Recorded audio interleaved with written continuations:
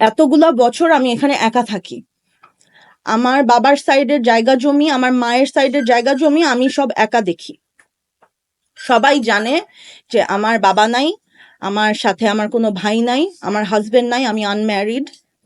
এবং এটা জেনে বিভিন্ন মানুষ এত বছর ধরে যখন যে পলিটিক্যাল পাওয়ারে থাকে তখন সে আমার উপর চড়াও করে, বিকজ আমি তো কোনো পলিটিক্সে নাই।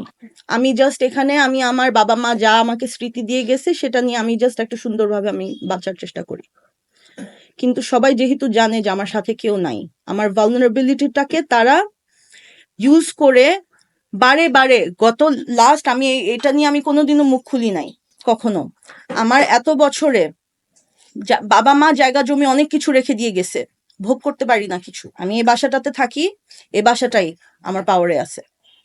এর বাইরে আমার কোনো জায়গা থেকে কোনো বিল্ডিং থেকে মানে আমি যেটা আমার পাওয়ার কথা এগুলো আমরা কিছু পাই না। আর এটা আমি ফাইটও দিতে পারি না, কারণ আমি একা মেয়ে, আমি এগুলা তো শিখিও না। আমার বাবা মা আমাকে অন্যভাবে বড় করেছে, আমাদেরকে যেভাবে করে বড় করেছে আমি এখানে আমি তো গুন্ডামি শিখি নাই।